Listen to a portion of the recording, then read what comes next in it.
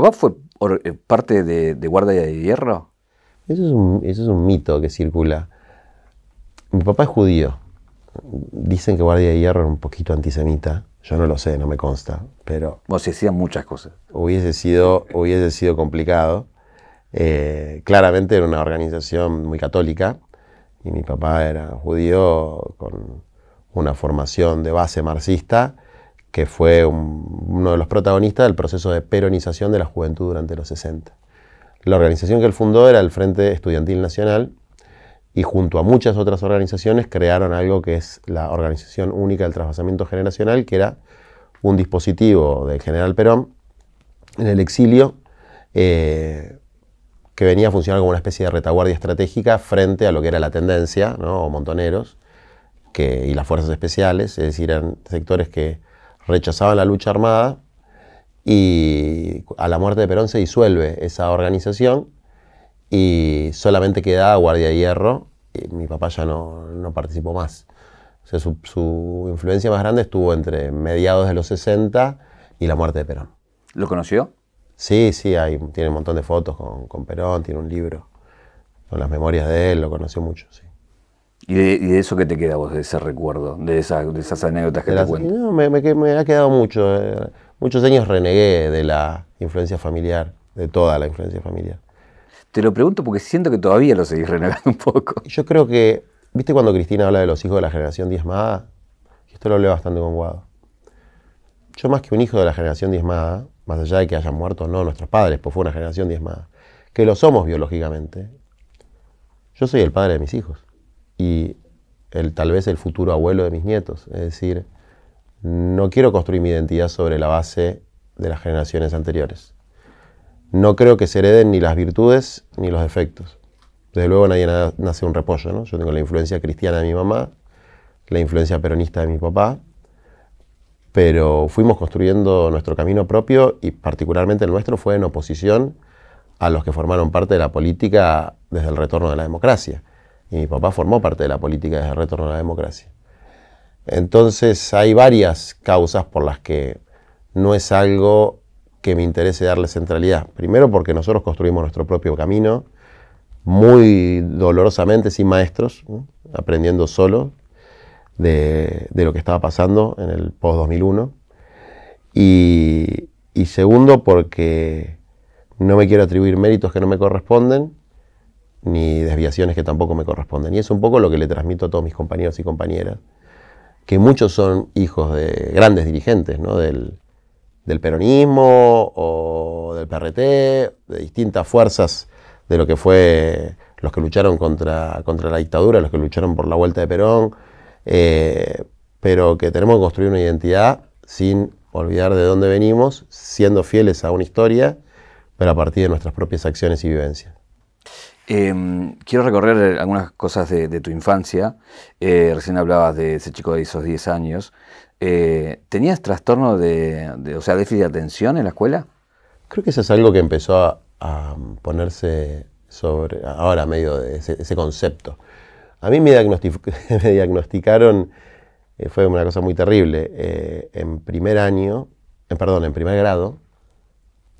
una directora de lenguas vivas, en el colegio que yo iba, un trastorno borderline, es decir, un nivel de coeficiente intelectual bastante inferior al normal. Y pasé 3 años y medio, que son muy buenos años, que tengo muy buen recuerdo, en un colegio especial mixto, donde había chicos que tenían síndrome de Down, con otro tipo de situaciones, retraso madurativo, etc. Y bueno, eso me pasó. Y después sí, siempre tuve algún problemita con la autoridad, siempre tuve. Después lo fui corrigiendo. Pero esto del colegio, la verdad, yo no lo sabía. Creo que no lo conté, no, me parece que no lo conté. Pues lo único que me diagnosticaron, así como un diagnóstico. Después lo demás eran cosas de la personalidad de un pibe, ¿no? Pero había mucha crueldad. Creo que eso fue mejorando. Había una especie de falta de cuidado con los chicos, con la parte emocional de los chicos, ¿no? ¿Y qué te pasaba vos con eso? Porque ese contexto me imagino que de alguna manera hubo alguien que te diagnosticó, no sé si erradamente o no, o lo dirás vos, y te condicionó, digo, en un punto, ¿no? Y bueno, todo te va condicionando, para bien y para mal, ¿no? Por ahí el camino que uno elige siempre está condicionado por el punto de origen y por circunstancias que son ajenas a su voluntad. Pero el camino que me llevó hasta este momento de mi vida, que no creo que sea particularmente meritorio ser candidato a presidente, no tenés mérito por eso. Pero el camino que me llevó a unir mi destino al de mis compañeros, compañeras de las barriadas, etcétera, es un buen camino, digamos, ¿no? O sea, con mucho sufrimiento en un montón de cosas, pero por ahí la experiencia vital de la exclusión en mi infancia de algunas cosas me ayudó a tener empatía por otras formas de exclusión vinculadas más a lo social y lo económico. La verdad es que no lo sé, no lo sé. Sí, esta cosa de rebelarte ante la autoridad te hizo cambiar de colegio muchas veces.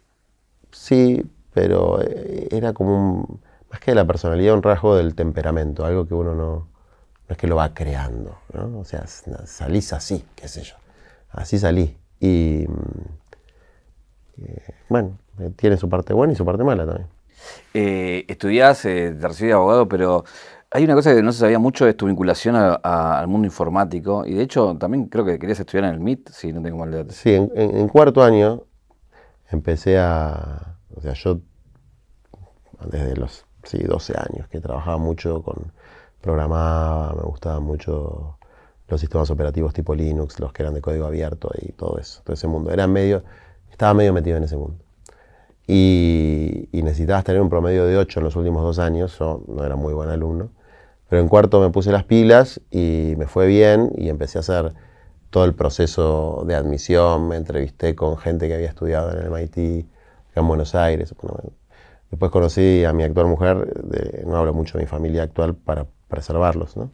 Y ya se me pasó un poco eso, pero sí, estuve ahí, capaz que habría sido un giro en la vida raro. ¿Y qué querías estudiar? No, informática. Informática. ¿Para hacer qué? Y me gustaba mucho la programación, las redes. Veía que ahí había un mundo paralelo y inexplorado. Entonces me atraía a eso, ¿no? Pero el conocimiento, la parte matemática. Pero bueno, después la vida me llevó por otro lado. Sin embargo, hiciste un par de trabajos vinculados a la informática. Sí, laburé como analista funcional, que es básicamente el que va al cliente, le pregunta cómo es el sistema que quiere desarrollar, escribe algo que se llama pseudocódigo y después se los pasa a los programadores para que lo pongan en código. Ese laburo también hice laburo en telecomunicaciones, sí. Laburé varios años. La de hacker nunca... No, sí, tenía ese filón también lo tenía. Te sonreíste. Pero... ¿Qué llegaste a hacer? Todos los delitos están prescriptos. ¿Qué llegaste a hacer? No, esa parte no te voy a contar. Pero nada que haya dañado a ninguna persona física. ¿Solamente fue acá adentro o también para afuera? Ya está. Terminé el tema. Estás vinculado con la música también, te vimos tocar. ¿Eso fue, desde chico fue también un interés? Y tenía una gran maestra de piano, Susana Spadini, que también tuvo mucho tiempo en Música Esperanza, que era la fundación de Miguel Ángel Estrella. ¿Lo tenés a Miguel Ángel Estrella? Sí. Hice varios años ahí. También quise en algún momento seguir por ese camino, pero bueno, de nuevo, el destino se va torciendo. Ese sí bien, algo que bueno, todavía son cosas que tuvieron continuidad de manera menos profesional y sistemática en mi vida. Sí, eso. ¿Y qué te gusta de la música? Me gustaba mucho tocar el piano. Ahora toco la batería. Y me gusta mucho la música clásica, me gusta el heavy metal, me gusta el rock nacional, no sé, me gusta de todo. ¿Qué te gusta del heavy metal? Y mira, escucho desde death metal gótico, cualquiera, o sea, tipo rarísimo. Tírame nombres. Bueno, qué sé yo, tenemos un montón. Crematory, Arch Enemy, hasta el metal nacional, Rata Blanca, Imperio, Logos, pero... No nombraste a Iorio. Me gusta Iorio, me gusta el más fuerte, sí, me gusta. ¿Y qué te pasa con el Iorio de opinión pública? Hay que separar el arte del artista. ¿No? Porque también me gusta Wagner. Hay que separar el arte del artista. También me gusta Borges y era un gorila total. Entonces, me gusta su obra. A nivel, estudiaste inglés, sos traductor y llegaste a traducir obras así como conocidas. Sí, traduje Tolkien, participé en muchas traducciones en editoriales. ¿Qué más? Tirame alguna más. No, por ejemplo, traducciones como, qué sé yo, traduje una parte muy importante de la biografía de Michael Jackson, ponele.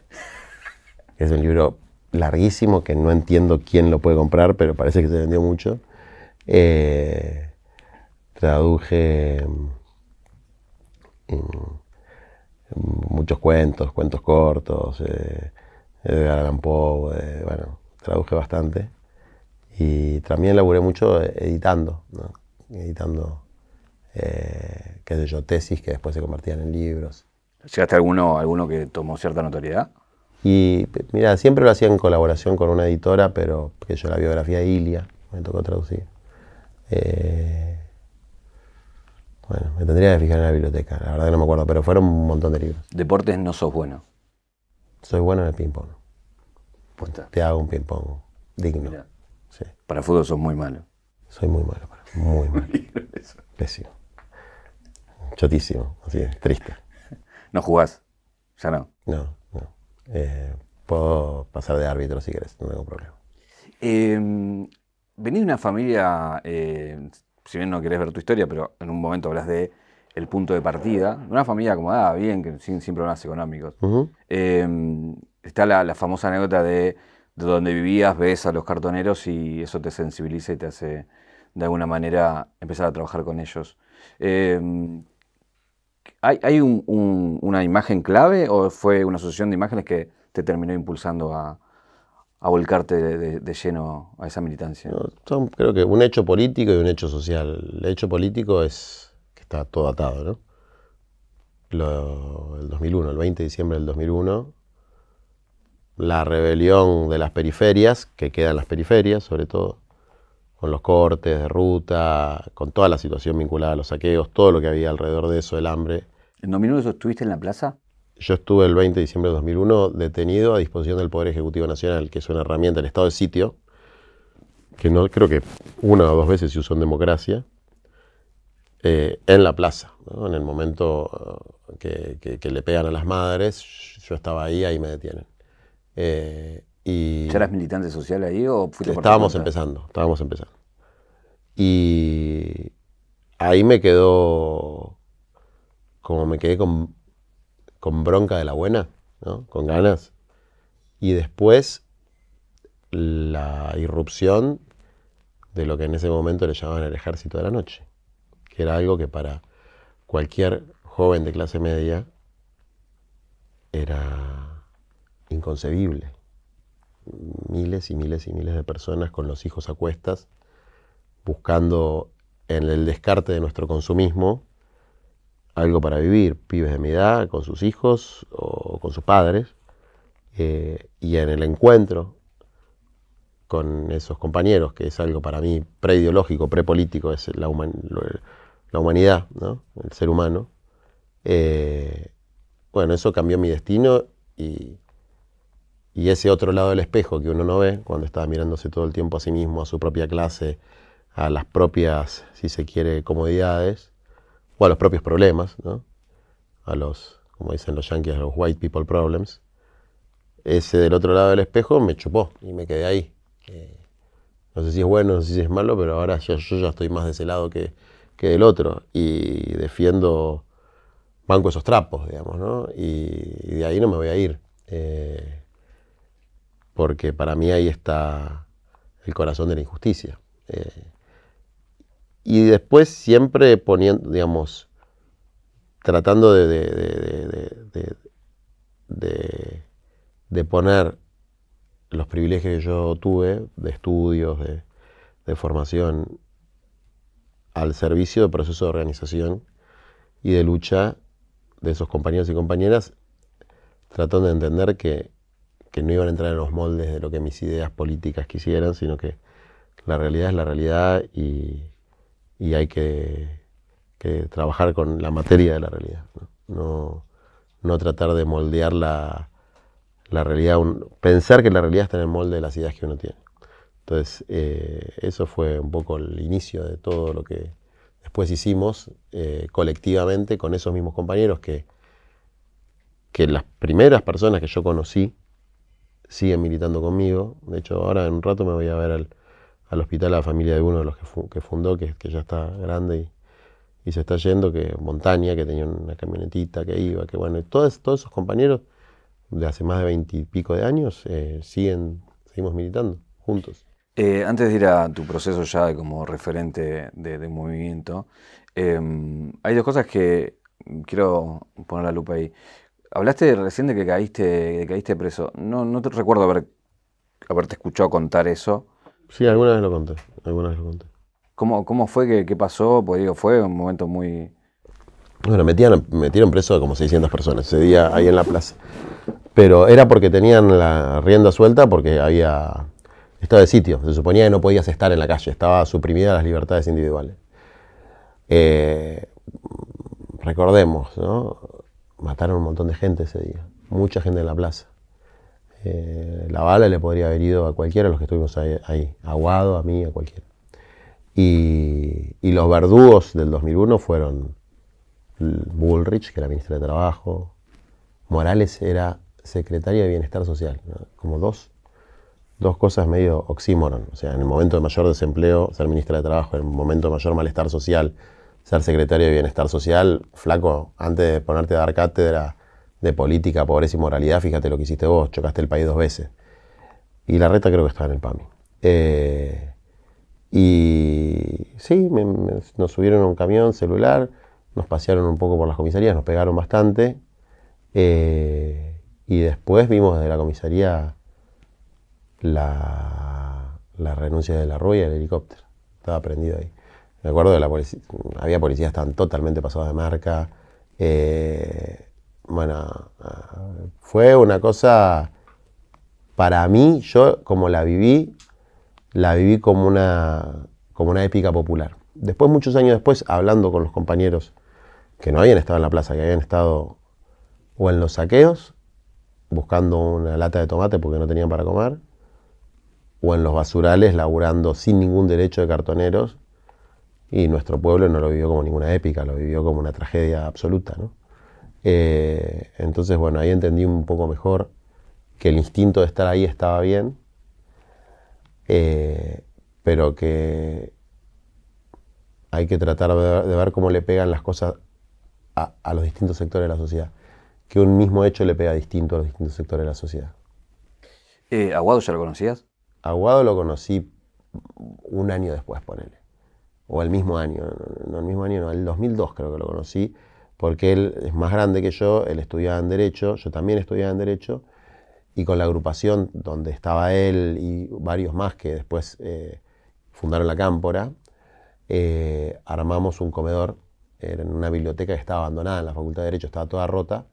Se arregló esa biblioteca, el centro de estudiantes de nuestra agrupación, que era NBI, puso un bar, y con lo que sacaban de ganancia del bar se hacía un comedor y venían cartoneros de Villa 30, los hijos de los cartoneros de Villa 31 y de Villa Caras y de Villa Fiorito, a comer los sábados, que a comer y a pasar un día espectacular porque ir a la Facultad de Derecho, que es como una cosa gigante, y bueno, y durante muchos años sostuvimos ese comedor y eso lo hacíamos con la agrupación donde estaba Aguado.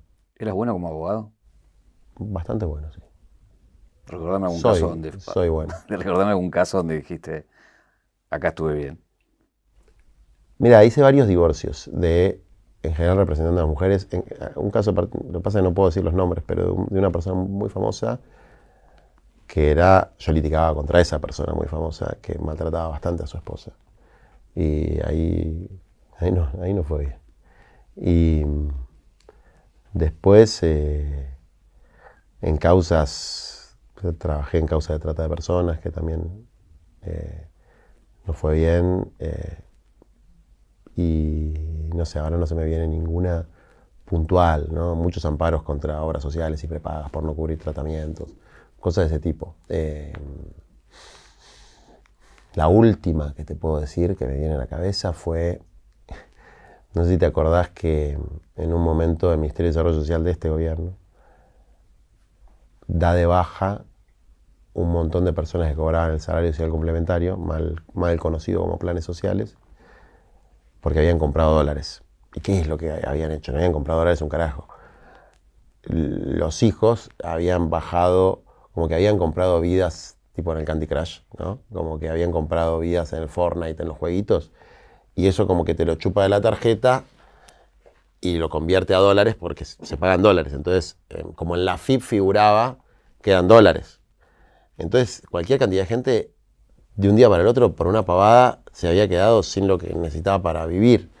Entonces ahí fuimos a tribunales, armamos un quilombo bárbaro y después pudimos resolver que les devuelvan, porque no habían violado absolutamente ninguna norma además, ¿no? Había sido una decisión arbitraria.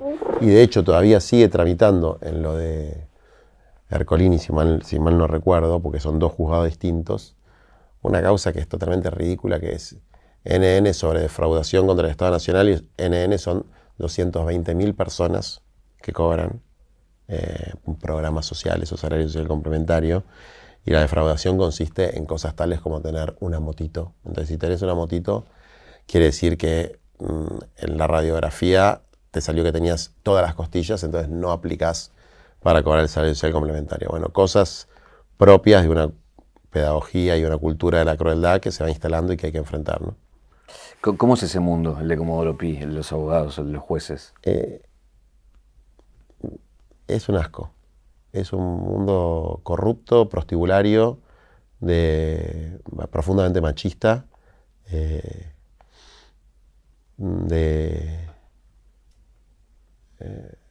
sucio, ¿no?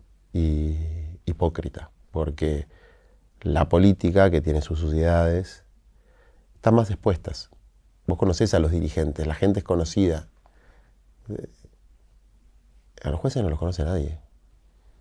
Yo te digo, vos que sos un tipo formado, te digo, Ercolini y Lijo, ¿se te ocurren las caras? ¿Las tenés así visualizadas? Bueno, eso le pasa a todo el mundo. Yo me los cruzo en la calle y no los reconozco, porque no sé las caras, sé los apellidos, pero no sé las caras. Y son tipos que tienen más poder que un ministro.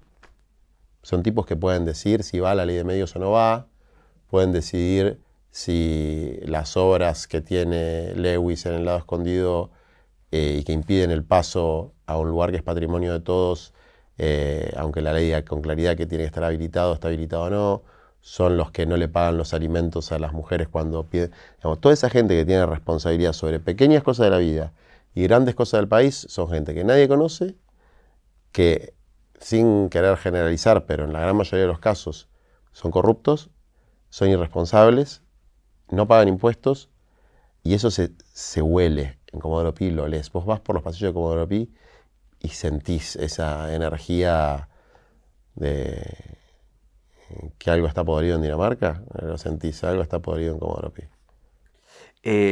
Tengo entendido que no eras muy religioso en esos años del comienzo, que lo que te acerca a la religión es cruzarte con Francisco. Hay mucho de eso, desde luego tengo una formación religiosa de mi infancia. Claro. Después pasé un año en un colegio católico, que me peleé mucho con los curas, y después sí, como que la religión...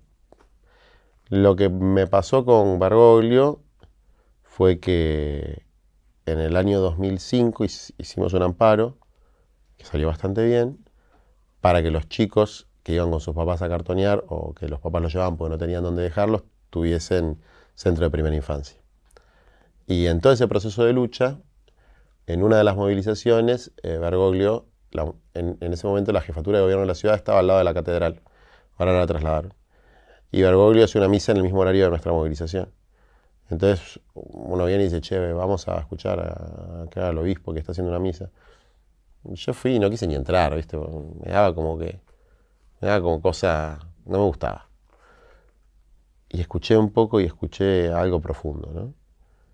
Y después lo empecé a seguir, lo empecé a escuchar y en el año 2007 nosotros íbamos a hacer una actividad llamada Por una sociedad sin esclavos ni excluidos. Pues estábamos laburando mucho en ese momento con una ONG que se llama La Alameda, con el tema trata de personas, sobre todo en el sector textil, ¿no? Después aprendí mucho de esa experiencia y con el movimiento armamos más de 120 polos textiles, donde laburan miles de costureros que estaban en talleres clandestinos. Y entonces lo invitamos a esa actividad, él no viene, pero me llama para ir a conversar con él. Entonces fuimos a conversar con él y a partir de ahí todos los años hacía una misa que se llamaba Por una sociedad sin esclavos ni excluidos.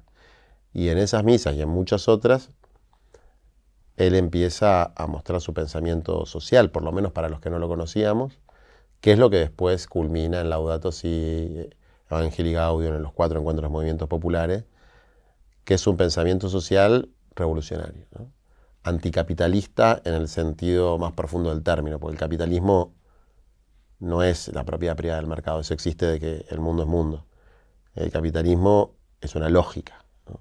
Donde, ¿viste? Protágoras decía, el hombre es la medida de todas las cosas, bueno, el dinero es la medida de todas las cosas, es una lógica. Y en el pensamiento social del Papa Francisco, creo yo que está la más avanzada crítica a esa lógica, también con una perspectiva de cómo funciona la cultura del descarte y el daño que hace al ser humano y al ambiente, y que esos son un mal indisociable, ¿no? Que el grito de la madre tierra y el de los excluidos es el mismo grito que no se puede disociar.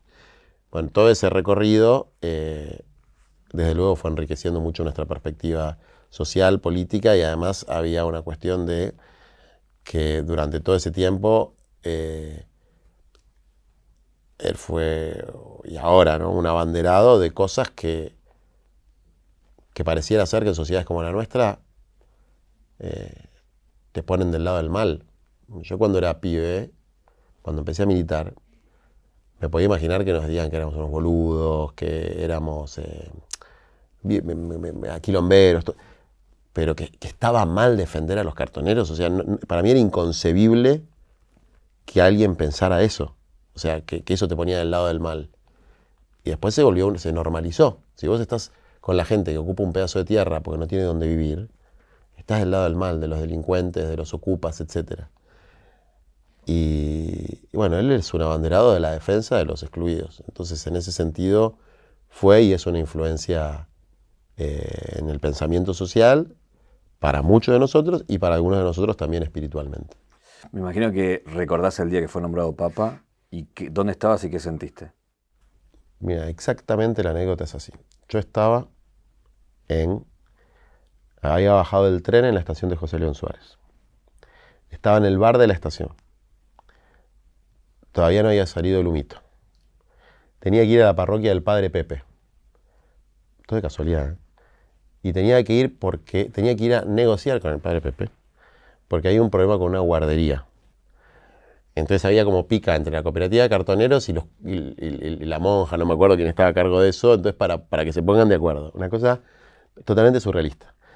Me pasa a buscar Enrique Palmeiro, que ahora es el que organiza escolas, en su motito. ¿Vos lo conocés, Enrique Palmeiro? Le puedes preguntar la veracidad de esta anécdota porque es absolutamente así.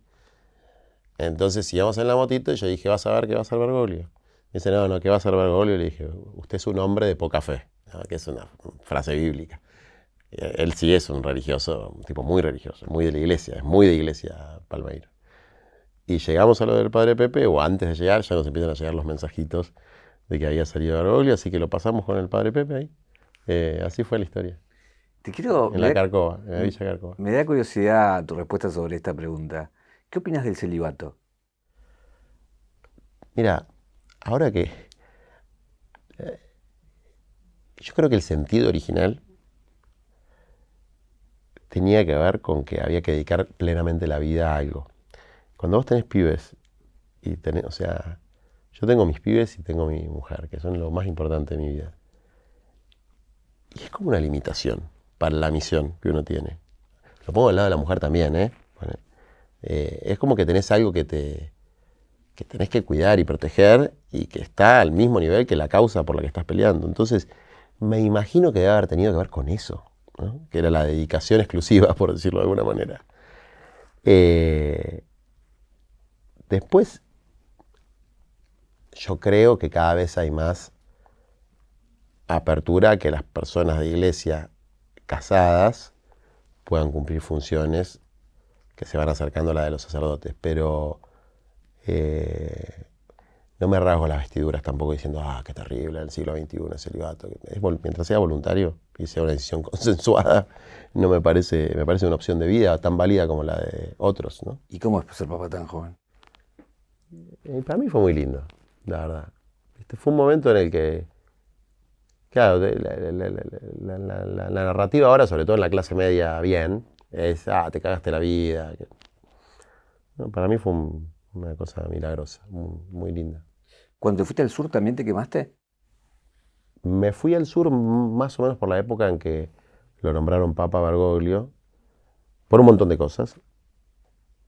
Una de las cosas que eran muy quemantes es, mirá el amigo del Papa, vamos a ver si nos consigue algo, digamos, ¿no?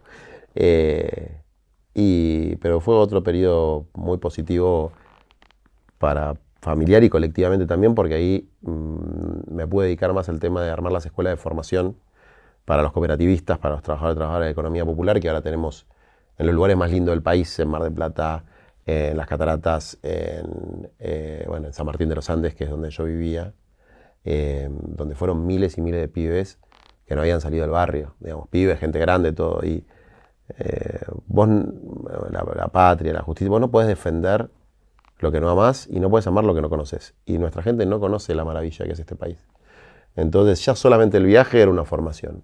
Y después estar fuera del quilombo cotidiano, para quienes están en la lucha por la subsistencia día a día, te permite abrir la cabeza de una manera que no podés hacer cuando estás en la trinchera.